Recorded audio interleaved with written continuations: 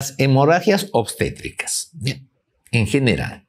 Vamos a ver, cuando hablamos de hemorragia obstétrica, hablamos de hemorragia de primera mitad y hemorragia de segunda mitad. Y como yo siempre hago mi escalerita, ¿no? Cuando yo tengo hemorragia de primera mitad, tengo aborto, ectópico y mola. Son las tres hemorragias. Y cuando hablo de hemorragia de segunda mitad, tengo el PP, que es placenta previa, el DPP, que es el desprendimiento prematuro de placenta, y tengo el RU, que es la rotura uterina. Y acá de frente digo, ¿en qué se diferencia PP de DPP? En la D, de dolor. Sangrado con dolor, desprendimiento prematuro de placenta. Sangrado sin dolor, placenta previa. Ya está hecho. ¿Bien? Ahora bien, básicamente este cuadro vamos a tomarlo como referencial. En la actualidad ya estamos trabajando un cuadro en el que las hemorragias están dadas de acuerdo al volumen de sangre que se pierde. En general, se habla de hemorragia cuando la pérdida sanguínea después de un parto, de un aborto, es más de 500 cc. Y si se tratase de una cesárea, más de 1000. Esa es la definición que hasta ahora se mantiene. Yo no la voy a discutir para no entrar en controversia. Entonces, para nosotros es más de 500 en parto igual a hemorragia posparto. Más de 1000 en cesárea igual a hemorragia posparto. Ya. Dejemos esto acá y vamos a lo nuestro de frente. Entonces, entramos de frente a hemorragia de primera mitad, aborto. ¿Qué es el aborto? Es la interrupción del embarazo antes de las 22 semanas o antes que el feto o el producto pese 500 gramos, medio kilito. A nivel mundial, de 100 mujeres que se embarazan, 30 hacen amenaza de aborto. Y de esas 30, la mitad, o sea, el 15%, aborta. Entonces, la tasa de aborto espontáneo es de 15% a nivel mundial. ¿Correcto? Y acá tenemos casi toda la clase que tiene que ver con el aborto. Miren ustedes, el aborto, de acuerdo a su causa, o es un aborto espontáneo, donde sencillamente hay la pérdida del producto y no conocemos la causa, o puede ser un aborto desde el punto de vista que sea inducido. Ya, ahora, del aborto inducido,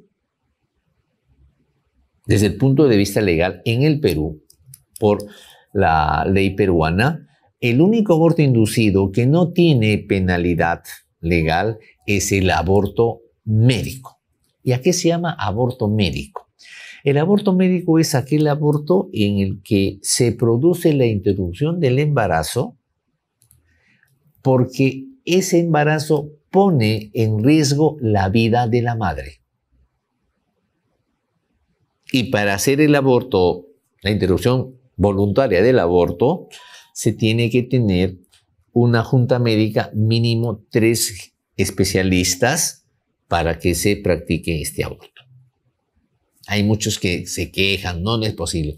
Hay enfermedades, hay patologías que de embarazarse la mujer y continuar la gestación ponen en riesgo su vida. Por ejemplo, si tengo una paciente que tiene hipertensión pulmonar y se embaraza, cuando esa mujer esté sobre las 25 o 30 semanas, la hipertensión va a ser muchísimo mayor, difícil de manejar y esa paciente se puede morir.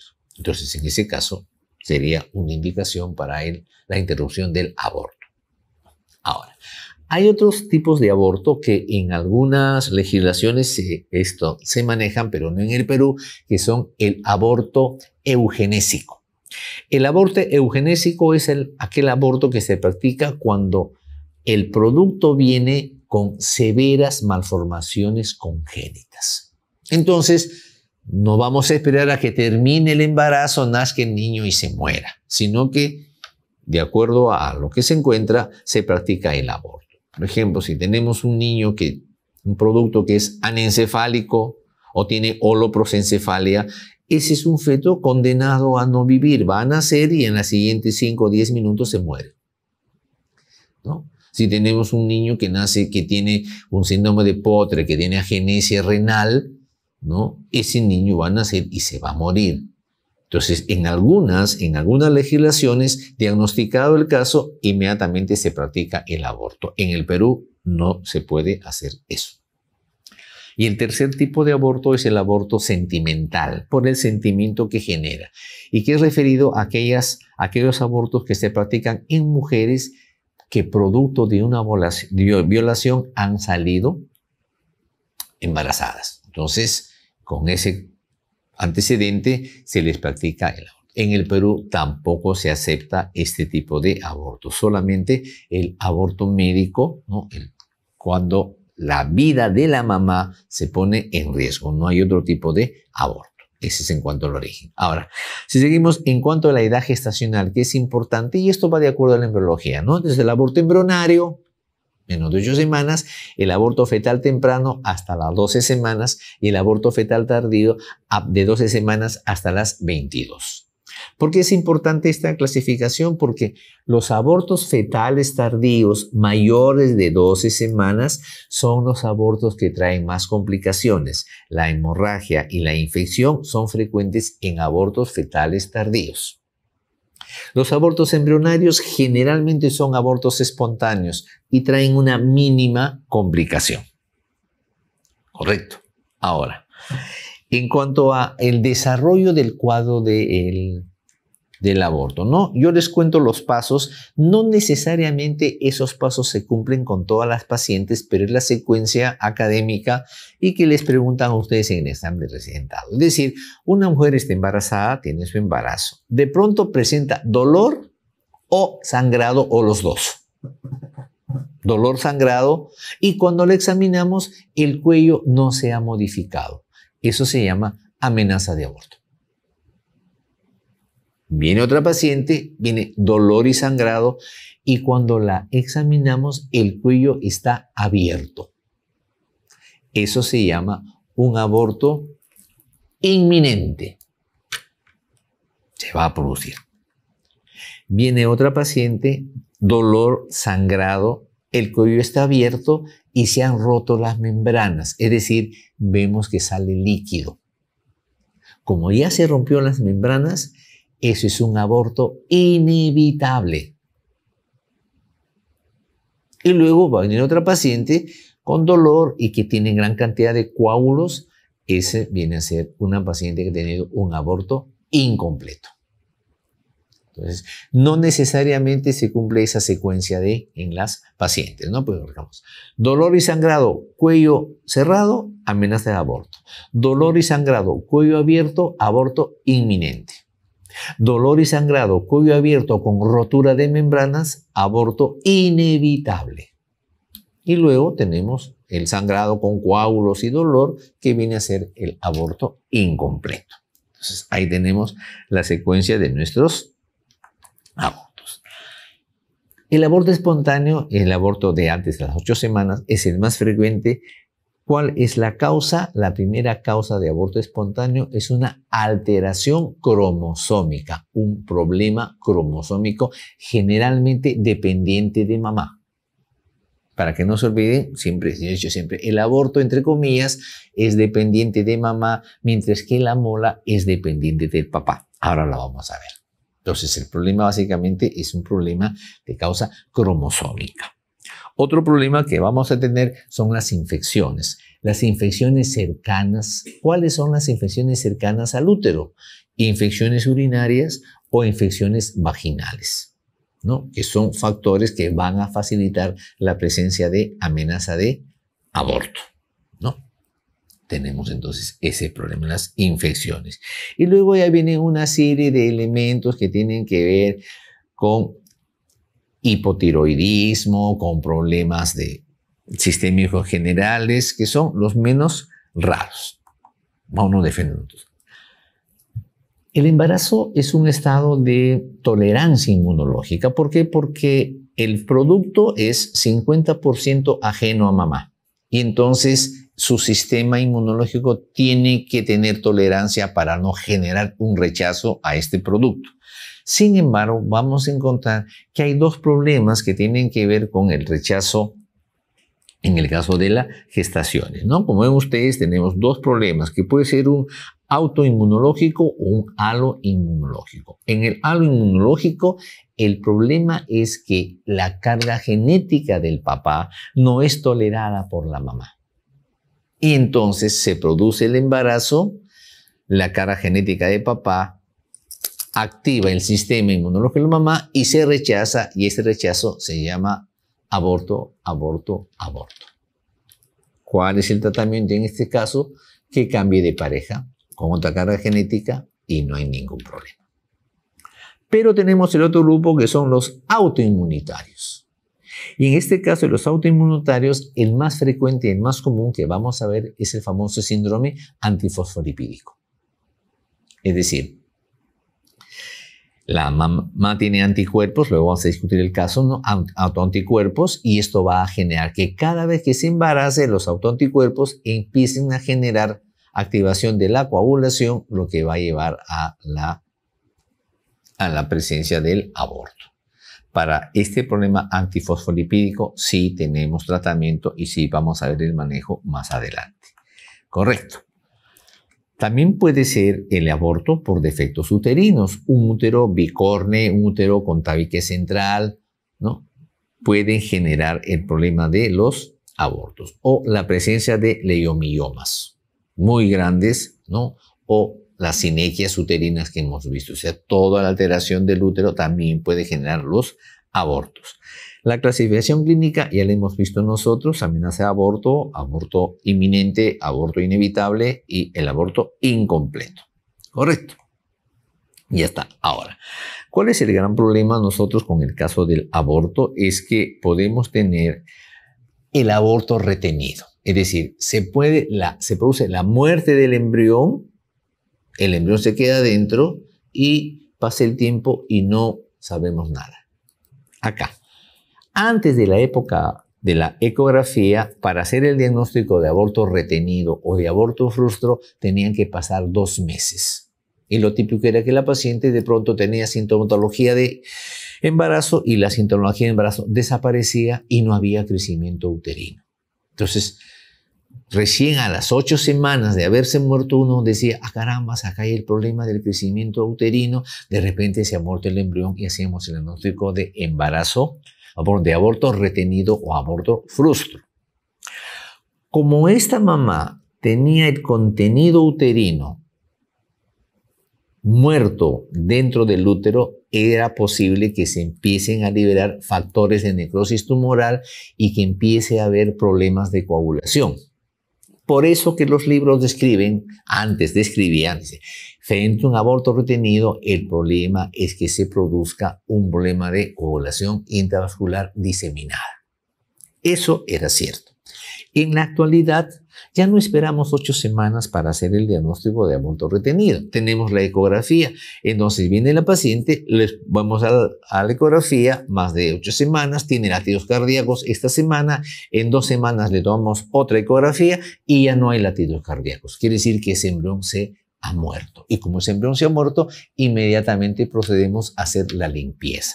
Entonces, ya no tenemos ese aborto retenido de 8 semanas guardado. Ese es un concepto antiguo. Ahora, incluso al aborto retenido o aborto frustro, ya se le ha cambiado a una gestación no viable. O sea, un embrión que se murió en el camino y que luego uno tiene que retirar. No hay ningún problema para eso.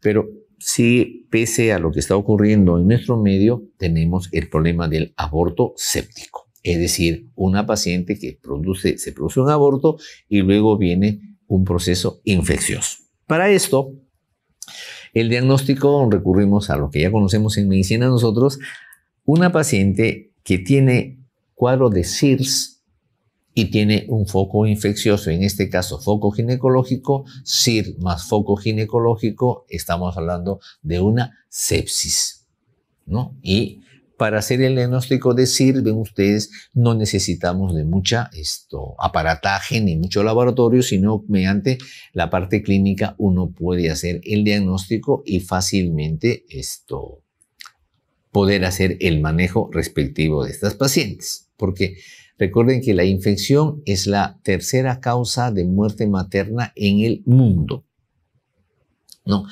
Todas las famosas definiciones de sepsis, el CIRS, ¿no? Entonces, ¿cómo hago mi diagnóstico de CIRS? Si tengo dos de los siguientes criterios: temperatura menos de 36 o más de 38. Un criterio, tomo la temperatura. 2, frecuencia cardíaca, que es tan fácil hacer, ¿no? Mayor de 90 latidos por minuto. Y 3, la frecuencia respiratoria, más de 20 respiraciones por minuto o una presión de 32 miligramos. Entonces, de esas 3, tengo 2, tomo la temperatura, o si quiero, le pido su examen de un hemograma para encontrar o hay una leucopenia o hay una leucocitosis. Y en ese caso estamos hablando de cuadro de CIRS que nos pueden dar. Si tengo mi CIRS más el foco infeccioso, estoy hablando de la sepsis. Entonces, en ese caso, ni modo, ¿no? Y ya entra la sepsis grave, que ya hacer otro tipo de manejo en general. Ahora, vamos a ver. En general. Ahora, otras cosas importantes. Miren ustedes, esto me interesa. Para poder ver por ecografía una gestación, lo mínimo que necesitamos son 1500 unidades de HCG. Si yo hago el diagnóstico de mi paciente de embarazo por HCG, tiene 650 unidades de HCG, esa paciente está embarazada. Generalmente tiene 3 semanas recién. Si le pido una ecografía es inútil porque no voy a ver nada. Recién cuando tengo 1500 unidades de HCG es que yo voy a ver por ecografía el anillo gestacional, solamente el anillo gestacional, ¿no?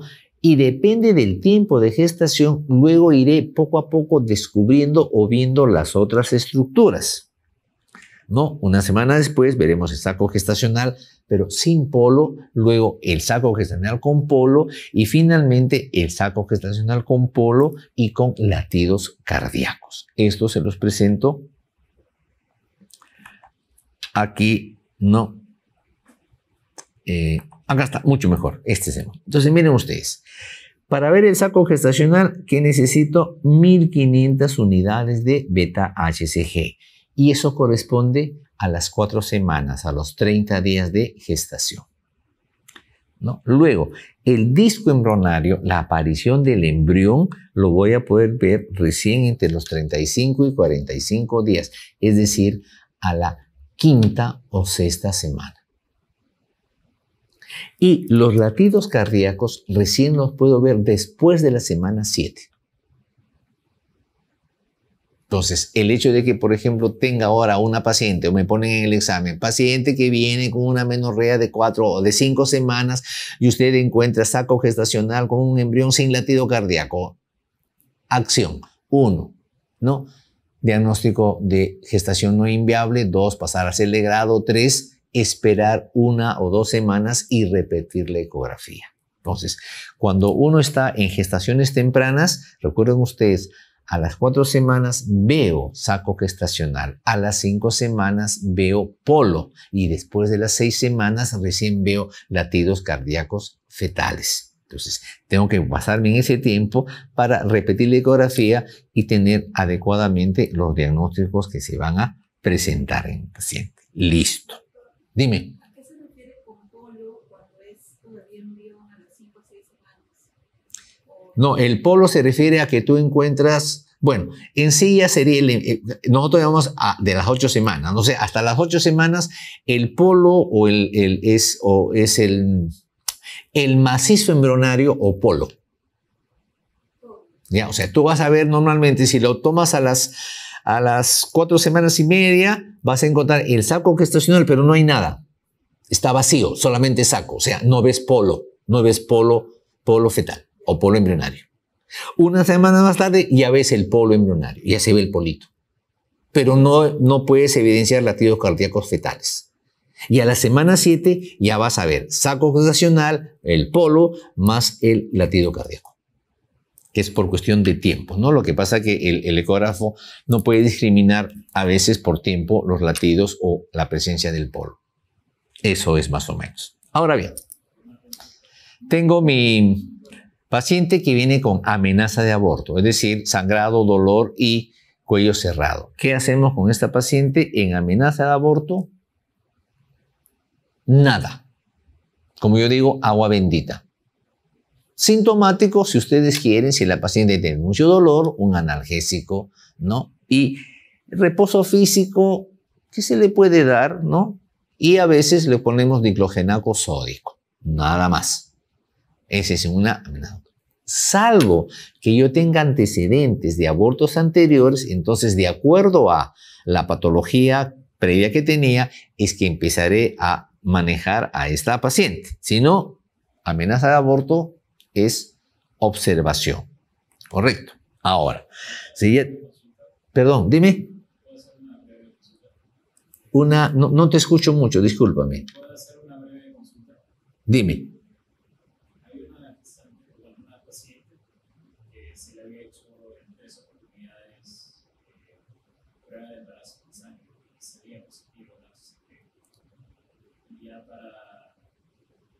Que le evaluamos hace 2 semanas, sería positiva nuevamente y se nos fecha de una regla tendría como 14 semanas.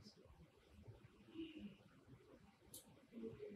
no contábamos con algún médico que sabía hacer ecografía obstétrica, había mencionado los servicios que más o menos está entrenado y mencionaba que no. Una pregunta, el dosaje el dosaje hormonal lo hacían en sangre para ver cuantitativo.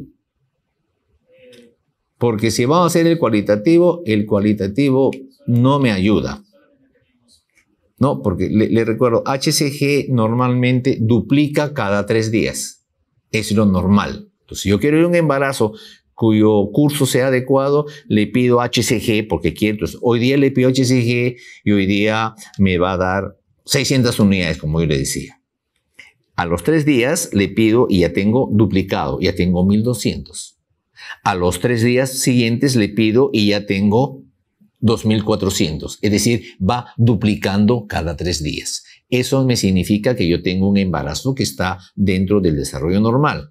Pero si yo tengo una gestación que me da 600 ahora, me da 900 en 3 días, me da 1100 en otros días, eso significa que esa evolución no es adecuada y algo está pasando con la paciente, ¿no? Entonces, por eso hay que tener cuidado. Si usamos HCG, usemos HCG cuantitativo en sangre. El HCG que encontramos en orina nos va a dar positividad, pero no nos da cuantificación y por lo tanto ahí estamos en terreno bastante oscuro.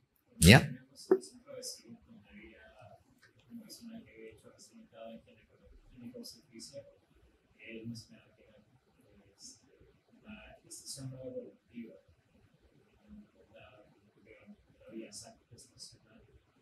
Y retornar en 10 días para ver si persistía o si ya fue expulsada en el centro institucional. En ese caso, simplemente el manejo es expectante. No, pero hay varias cosas que me preocupan. Porque si tengo una gestación de 14 semanas, entre comillas, como tú dices, definitivamente lo que voy a tener yo es un aumento del tamaño uterino. Y no sé si habrá ecografía o no, se cuenta uno con ecografía y fácilmente define. 14 semanas yo tengo que ver latidos, si a las 14 semanas no tengo latidos, definitivamente ese ese producto es no viable, número 1. Segundo lugar, la parte sintomatológica. Si tengo 14 semanas, esa paciente tiene que tener sintomatología de una gestación. Y si mi paciente no tiene náusea, no tiene vómito, no tiene nada, eso significa que probablemente ese embrión esté muerto, ¿no? Entonces el problema es cuestión de cómo están planteando la posibilidad. Pero la cosa es idea. Si yo tengo que usar HCG, uso HCG cuantitativa. El HCG de orina no me sirve, me va a salir saliente.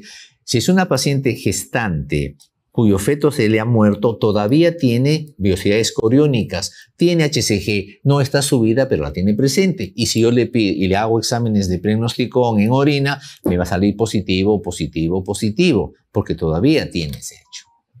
Ahora, si yo evidencio que HCG no ha subido, no hay crecimiento uterino, no hay sintomatología, probablemente sea una gestación no viable, en cuyo caso lo que habría que hacer con esta paciente es practicarle una limpieza, una aspiración para limpiar la cavidad uterina.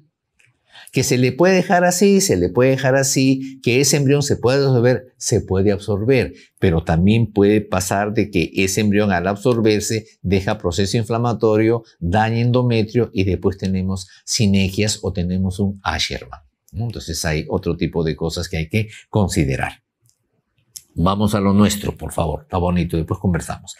Ahora, cuando ya tengo un aborto incompleto, lo que tenemos que hacer entonces es la evacuación, la limpieza del contenido. Y eso se puede hacer o por el legrado uterino, usando las legras de metal, o mediante la aspiración, que puede ser eléctrica o que puede ser manual. Correcto. En la actualidad, también ya está cambiando esto.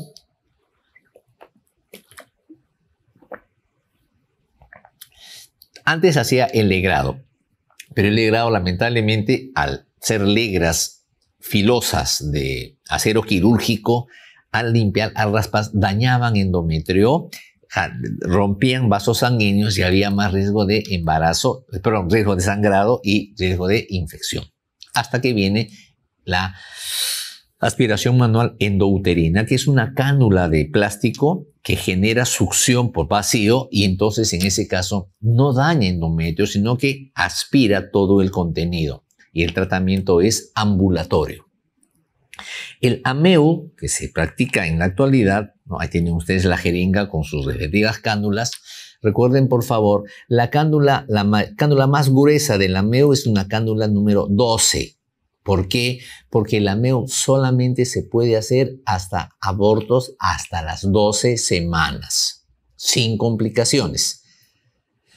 Si una mujer viene con un aborto de 14 semanas, 16 semanas, ya no se puede hacer AMEU. El AMEU solo se hace en mujeres de hasta 12 semanas, porque la cánula lo ofrece. Y tiene que ser aborto sin complicaciones, porque el tratamiento con AMEU es ambulatorio. Viene la paciente, se hace el diagnóstico, se le hace el procedimiento, 2 horas de reposo y se va a su casa. Entonces, si fuera un aborto complicado, no podría hacerse AMEU porque se tiene que quedar hospitalizada la paciente. Ahora, a OMS, que siempre se mete en estas cosas, hace una evaluación y dice de que hay muchas pacientes que tienen un escaso contenido endometrial, en cuyo caso ni siquiera merecen que se les haga la aspiración, sino hay que hacerlos con ellos, entre comillas, el legrado hormonal. Es decir, el misoprostol, que es un análogo de prostaglandina, se está utilizando actualmente en pacientes que tienen un aborto incompleto y el contenido endouterino es escaso, entonces ya no se les hace AMEO, sino sencillamente se le da dosis altas de 600, 800 microgramos de misoprostol y eso es suficiente para que él contraiga el útero y se elimine el resto de contenidos. Entonces ahora tenemos el legrado uterino que poco a poco se queda para encima de las 12 semanas, la aspiración manual endouterina para abortos de hasta 12 semanas sin complicaciones y digamos, el manejo con misoprostol en aquellos abortos incompletos donde el contenido endouterino es escaso, ¿no? Que son las 3 formas de manejar el aborto. ¿Qué más dice el...? Bueno, como decía, contraindicaciones para el AMEO, ¿no? Uno, cuando tenemos el problema de un embarazo, cuando pasan de las 12 semanas o cuando hay algún tipo de complicación. Ahí no se puede hacer el AMEO, ¿no? Y OMS dice que para hacer el diagnóstico adecuado de la amenaza de aborto, lo que tenemos que hacer nosotros es esto. ¿Cómo puede saber uno entonces que hay escaso contenido? Te llamo en un ratito, mano. Estoy en clases. Ya. Gracias. Perdón, ¿me decías? ¿Cómo podría saber uno que hay escaso? Por ecografía. Lamentablemente solo por ecografía. Solamente por O sea, clínicamente yo no puedo saber qué grosor de endometrio y qué cantidad de contenido tienes. Entonces, si tienes la ecografía, viene la paciente, le hace la ecografía y dice, escasos restos, un endometrio que mide 8 milímetros, no hay problema. Esa paciente dale misoprostol y no hay problema. Pero tienes otra paciente, le hace la ecografía y dice, abundantes restos, endometrio 14, 15. Ah, no, tiene que entrar a hacer su aspiración manual endouterina. No, pero les dejo para que les quede, en el caso les preguntasen, que hay la alternativa de en pacientes con aborto incompleto, con escaso contenido, el uso de misoprostol como tratamiento para la limpieza de la cavidad uterina. ¿Ya? Listo. Entonces, decía ahora, muchos pacientes creen que porque han abortado en el siguiente mes no pueden embarazarse. O sea, no. Y se ha visto que eso no es cierto, que incluso a los 12 días del aborto nuevamente hay ovulación. Por esa razón, a la paciente hay que darle, no anticonceptivos, sino hay que darle consejería para anticonceptivos. Y si la paciente acepta, después de la limpieza, se le da su tratamiento anticonceptivo para que evitemos un siguiente aborto. ¿Ya? No hay ningún tipo de problemas. Sigamos avanzando un poquito más. Ahora, entramos al problema del aborto recurrente. Y miren, ya cambió el concepto, por favor. Ya, antes decíamos aborto recurrente es aquella mujer que presenta 3 o más abortos. Por favor, esto ya no cambió. Ahora son 2 o más abortos. Ya no son 3. O sea, un aborto, 2 abortos, esa paciente tiene aborto recurrente y esa paciente entra a estudio. Miren, la incidencia es baja. Y cuando vemos el estudio del aborto recurrente, acá tenemos las causas de aborto recurrente. Y miren ustedes, en la mitad de casos no encontramos la causa para que haya ese aborto recurrente. Sin embargo, vamos a encontrar defecto de fase lútea en un 10%, malformación uterina, otro 10%, incompetencia cervical, problemas inmunológicos y problemas cromosómicos. Ya son las causas. Y en este cuadrito que les presento, ¿no? Vamos a ver primero, las barras representan el pronóstico. O sea, miren, aborto recurrente. Defecto de fase lútea es el que tiene mejor pronóstico. Luego viene la malformación uterina corregida. Después viene la incompetencia cervical tratada. Luego trastornos inmunológicos. Y finalmente, el que menos pronóstico bueno tiene son los defectos cromosómicos. ¿Correcto? Vamos viendo. Acá está, perdón. Ya. Defecto de fase lútea. Yo le dije a ustedes, el cuerpo lúteo normalmente vive 14 días. ¿Y qué produce? Produce progesterona. ¿Y para qué me sirve la progesterona? Para darle viabilidad al embrión cuando se produce un embarazo. Entonces, en un embarazo normal, producida la anidación en el día 21, los siguientes días el cuerpo lúteo sigue produciendo progesterona, lo que permite viabilidad al embrión y ese embrión empieza a formar sus digitaciones coriónicas, produce HCG y se establece la gestación. Hay mujeres cuyo cuerpo lúteo no vive 14 días, vive 10, vive 12 días, vive 8 días. Entonces, estas van a producir solamente progesterona esos días en el que viva su cuerpo lúteo. Por lo tanto, tienen deficiencia de progesterona. A eso se llama el defecto de fase lútea. ¿Cómo hago el diagnóstico de deficiencia de cuerpo lúteo o deficiencia de fase lútea? Mediante el dosaje de progesterona o mejor, mediante la biopsia de endometrio. Yo le dije a ustedes que para estudiar la ovulación, los estudios se hacían en el día 21 del ciclo. ¿Qué hago el día 21 del ciclo? Le saco a la paciente una biopsia de endometrio y lo mando al patólogo. Y el patólogo tiene un mapa histológico de acuerdo a los días. Entonces yo le digo, mando biopsia endometrio que corresponde al día 21 del ciclo. Y el patólogo me contesta, endometrio correspondiente al día 21 o 22 del ciclo. Como está de acuerdo al tiempo, esa paciente no tiene defecto de fase lútea. Tengo otra paciente que también le mando, digo, día 21 del ciclo, y el patólogo me contesta, se encuentra endometrio secretor que corresponde al día 24-25. Perdón, yo he mandado para el día 21 y me contesta que hay 24-25. Cuando entre el día en el que se toma la biopsia y la respuesta del patólogo es más de 2 días de diferencia, eso me da el diagnóstico de defecto de fase lútea, es decir, que ese cuerpo lúteo vive menos tiempo. Entonces, cuando yo tengo una paciente que tiene un aborto, un segundo aborto, lo primero que le hago es un estudio de defecto de fase lútea, o sea, le hago la biopsia.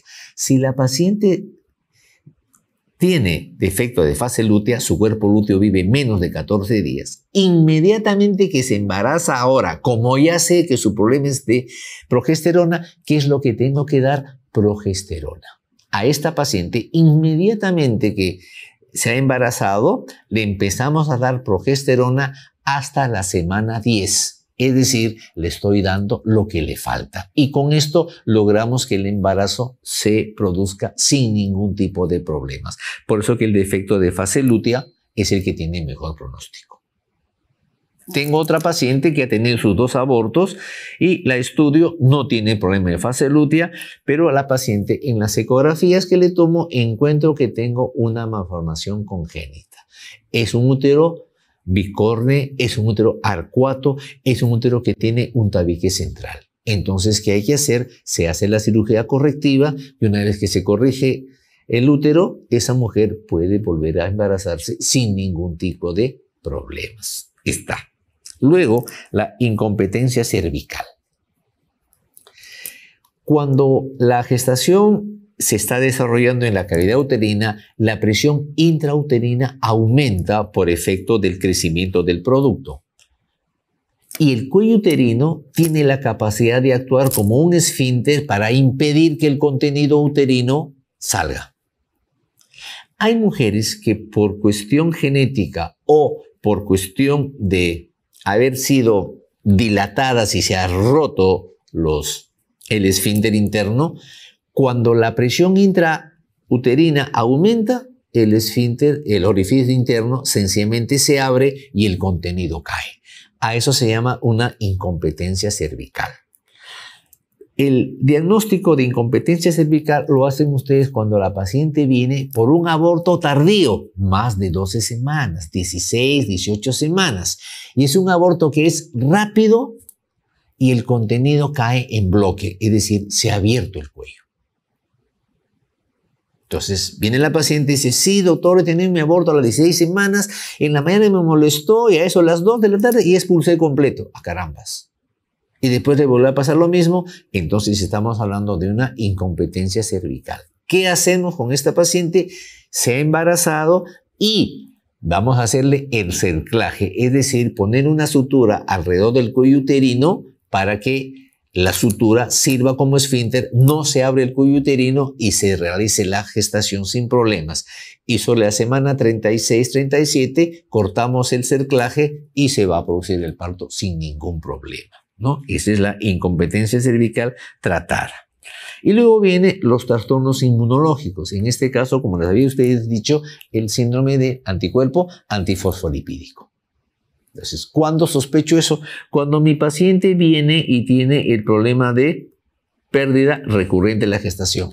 Tiene una gestación, 2 gestaciones. ¿Qué le pido a mi paciente? Junto con ese antecedente, le voy a pedir anticoagulante lúpico o el anticuerpo IgG anticardiolipina o IgM anticardiolipina. Si uno de esos me sale positivo y el antecedente de pérdida de gestación, lo que mi paciente tiene es un síndrome de anticuerpos antifosfolipídicos. Entonces, ya con ese diagnóstico se embaraza la paciente nuevamente. Inmediatamente que diagnosticamos el embarazo, empezamos a manejar a la paciente con ácido acetilsalicílico para impedir la agregación plaquetaria.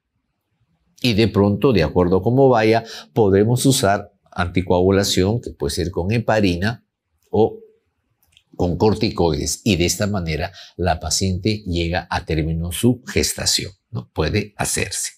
Perdón. Y finalmente, la que nos faltaba, acá está. No, La que nos preocupaba muchísimo más era el hecho de la paciente que tenía defectos cromosómicos.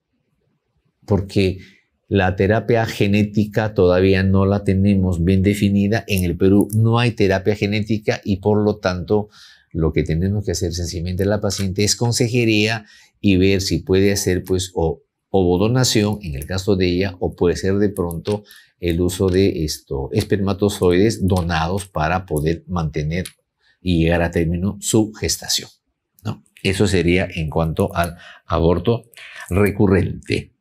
Ahora, si seguimos, entramos al segundo problema que es el famoso embarazo ectópico. El embarazo ectópico, como ven ustedes, es aquella gestación fuera de la cavidad uterina, ¿no? Y que 1 de cada 200 gestaciones, o sea, es bastante presente. Ahora bien, eso quiere decir que la mayor incidencia de embarazo ectópico se da en la trompa uterina. Y si hablamos de la trompa, en la parte más ancha de la trompa, que es la ampolla, me ustedes la ampolla, 93%, en el istmo, la parte más delgada, 4%, ¿no? Luego el ovárico, 0,5%, el cervical, mucho más raro, 0,1%, y se puede dar el abdominal, el muchísimo más raro. De todos los embarazos ectópicos, el único que llegaría a término sería el embarazo abdominal. Listo. Seguimos. ¿Por qué se da el embarazo ectópico? Se va a dar básicamente por cualquier patología o proceso que dañe la trompa y que impida el adecuado recorrido del huevo fecundado. Es decir, a la cabeza, enfermedad inflamatoria pélvica, me daña la trompa. Si tuvo un embarazo ectópico anterior, quiere decir que esas trompas estaban dañadas. Si le han hecho cirugía a las trompas, ¿no? Si ha habido adherencias tubáricas, ¿no? Si hay tuberculosis genital. La tuberculosis genital es secundaria, aunque no encontremos el foco primario. Y a lo que ataca la tuberculosis genital básicamente es a las trompas, ¿no? Ahora con el advenimiento de los programas de TB se ha disminuido tremendamente, pero no ha desaparecido y puede haber la TB genital, ¿no?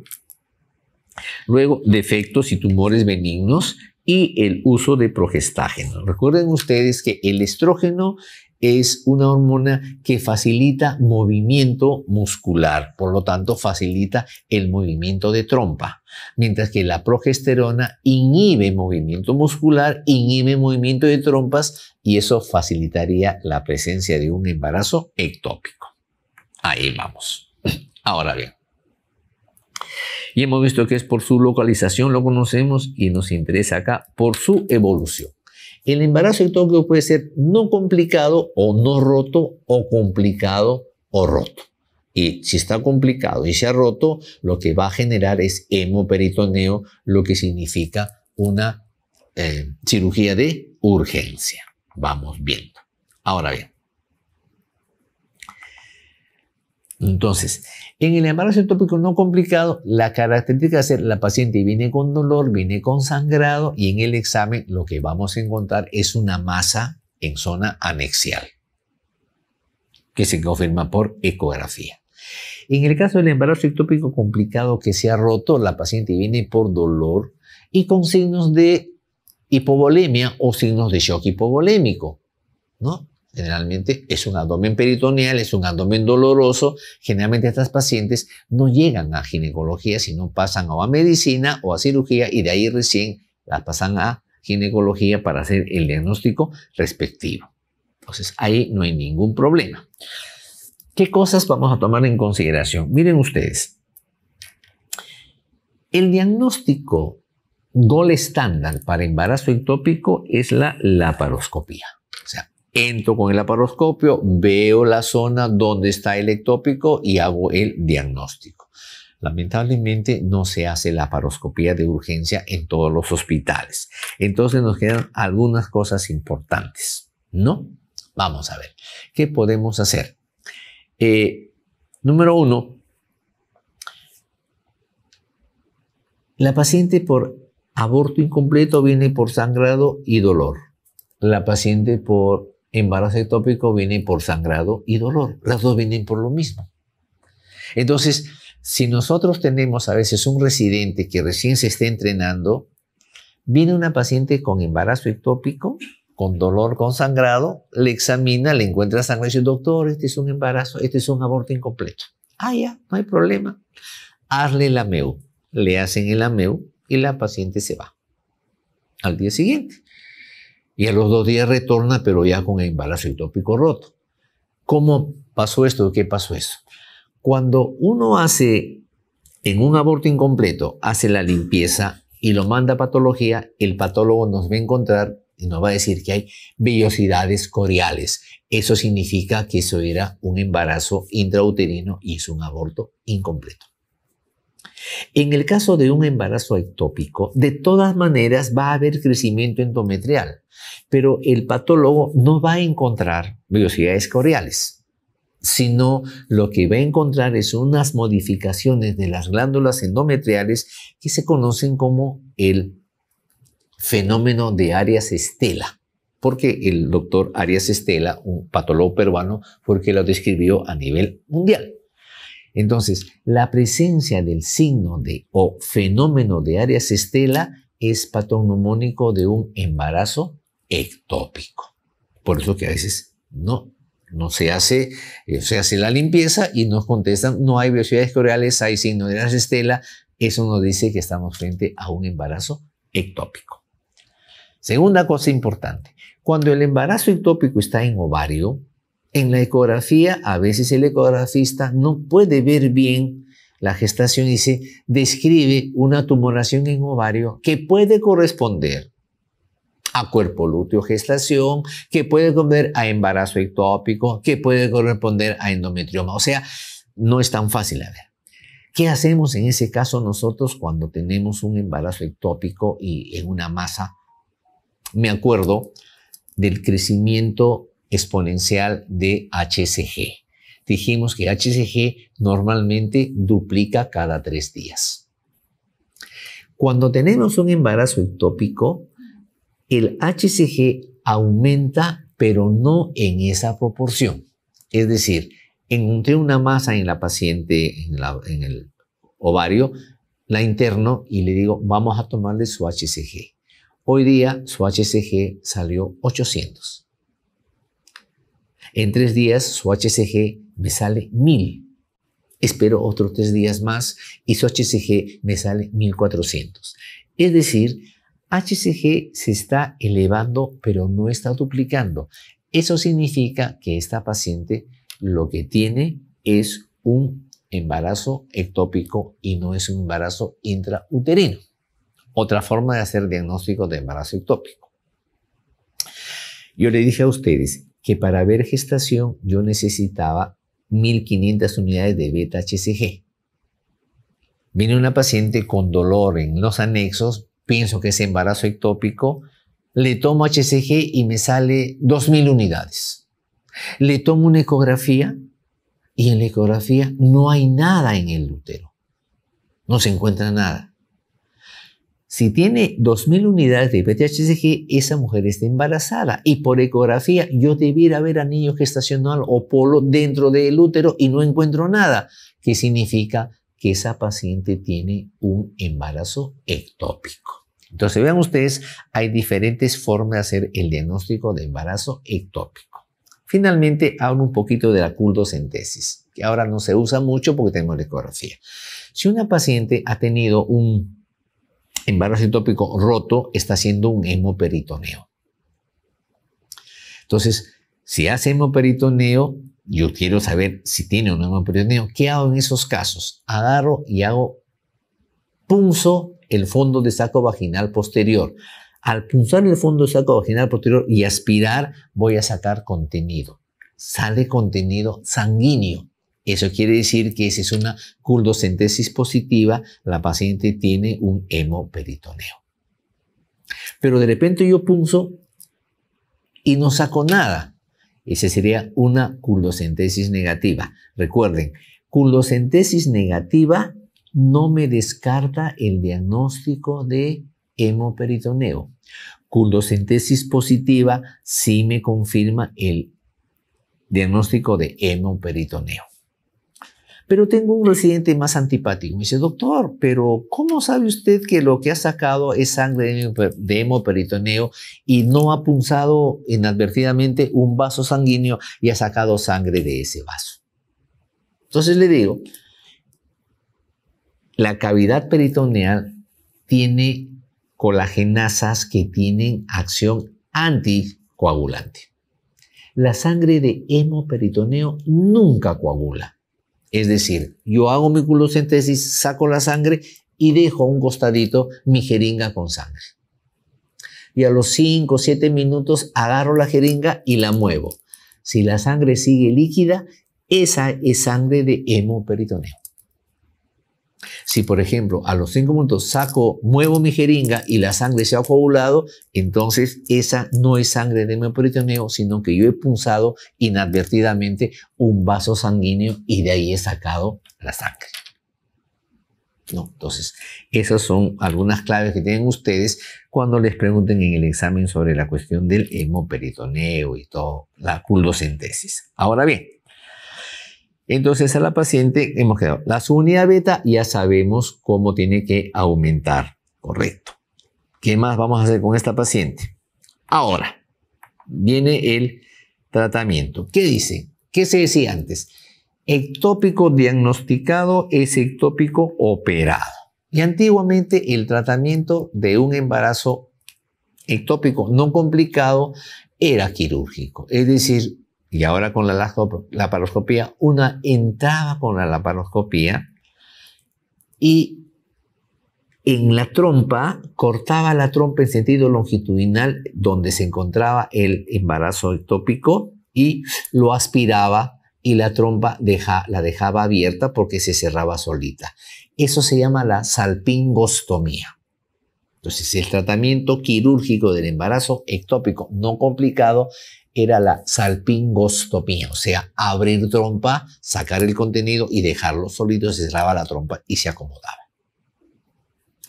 Si contrariamente tenía un embarazo ectópico complicado, la trompa se había roto, había hemoperitoneo, tenía que entrar a operar y aquí sí, lamentablemente, sacaba la trompa, era una salpingectomía. Ya está ahí. Ocurre que había pacientes que eran cardiópatas, que eran muy obesas y que tenían su embarazo ectópico no complicado y había que operar. Dijeron, no, ¿y por qué mejor no hacemos tratamiento médico? Entonces, el embarazo ectópico no complicado puede ser tratado médicamente o puede ser tratado quirúrgicamente. Quirúrgicamente hemos visto que son la salpingostomía. Médicamente, ¿qué se puede hacer? Le damos a la paciente metrotexate. El metrotexate es un quimioterápico que destruye trofoblasto. Por lo tanto, si le doy el pulso de metrotexate a mi paciente y eso le destruye el trofoblasto, sencillamente ese embarazo ectópico tiende a reducirse y a desaparecer. Los estudios demostraron que la salpingostomía o el tratamiento médico tenían la misma eficacia. Por lo tanto, cualquiera de los dos puede utilizarse sin ningún tipo de problemas. Sin embargo, existen condiciones para hacer el tratamiento médico de un embarazo ectópico no complicado. ¿Y cuáles son las indicaciones? En primer lugar, que la beta-HCG no sea mayor de 3.000 unidades. Segundo, que el embrión ya no tenga actividad. Y tercera, que la masa del ectópico máximo tenga 3 centímetros. Entonces, si yo entro una paciente con un embarazo ectópico no complicado, ¿cuánto tiene de beta-HCG? 2.000 unidades. El embrión no tiene latidos. ¿Cuánto mide? 2.5. Esa paciente es tributaria para hacerle el tratamiento médico. No hay ningún tipo de inconveniente.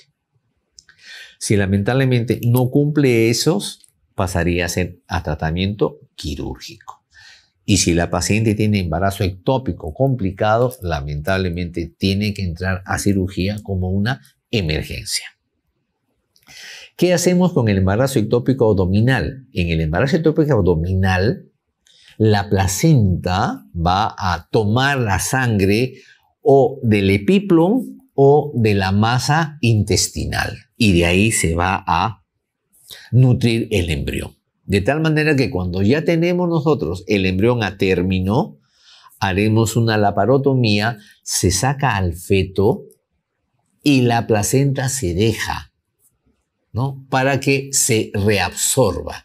Porque si yo voy a sacar la placenta del epiplom, va a haber una hemorragia cataclísmica y se muere la paciente, ¿no? Pues decía, el único embarazo ectópico que llega a término es el embarazo abdominal.